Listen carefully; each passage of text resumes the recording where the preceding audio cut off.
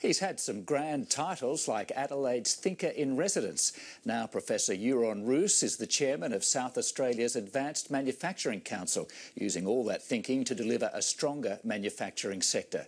Professor Roos joins me now from Adelaide. Welcome to the program. Thank you, Andrew. Pleasure to be here. Thinker in Residence, that's a terrific title. What does a Thinker in Residence do? Well, what he did at the time was that his task was to reflect on difficult issues that you needed to reflect on in order to put the groundworks in for some actions to be taken.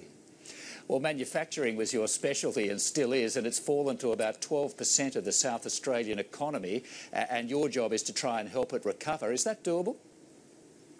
Well, it is. It will get much worse before it gets better, but it is. I mean, manufacturing is the critical part of all successful economies, so we cannot afford not to have it. Despite what the figures tell us, you don't accept, though, that manufacturing is in decline. Why is that?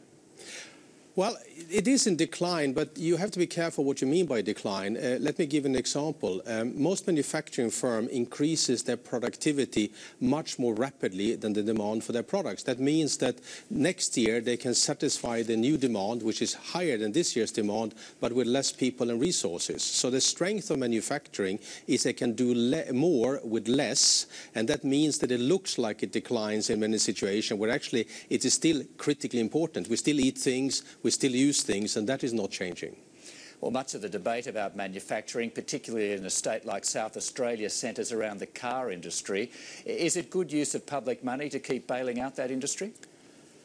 Well, it's an interesting term, this bailing out. There are almost no countries in the world where the car industry is not getting some form of assistance. And of course, people are not stupid. They don't give money for nothing.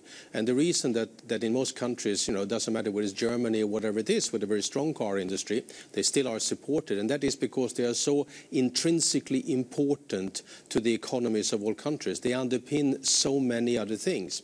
So I think the first issue we have to say is that, is that an industry that we want to have, and that's a political decision.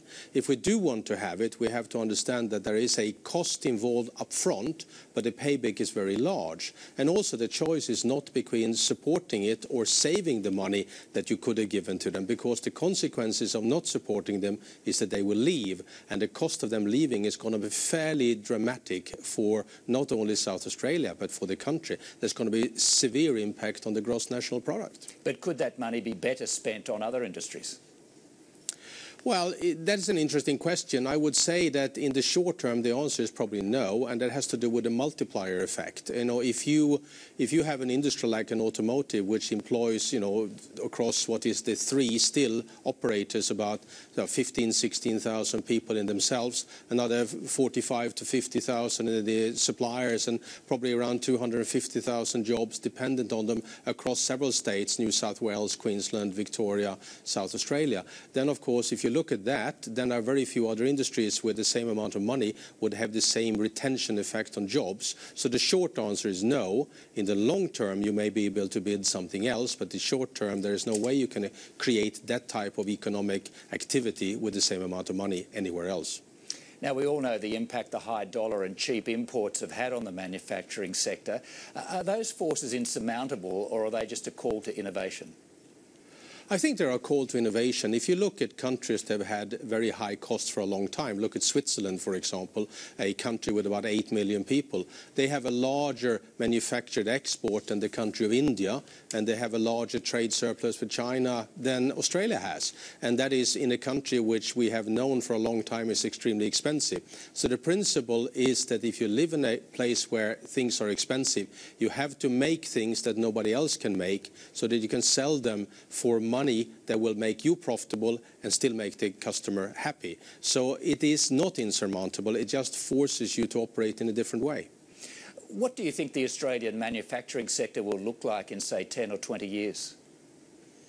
Well, I think it will look different, but that's true for manufacturing all over the world. So if I give you a very brief history lesson around manufacturing, how it's developed, I mean, it started by us discovering that we could sell things abroad, and as we did so, we get larger scales. It was good for the customer, it was good for us, and we scaled up our factories and we get lower costs. Then we discovered that labor costs were cheaper somewhere else, so we can locate some activities there. And then ICT came along and said we can split our business up in many types of activities. activities and locate them all across the world. And then in a sense is where we are today with, you know, value chains that are fragmented. So most of the world's trade today is about components that goes into finished goods, not into finished goods. So if we continue into the future, technology will enable that to continue. We will have things like the Internet of Things. Every device can communicate with every other device, and that means they will know the machine it should go through and where it should end up.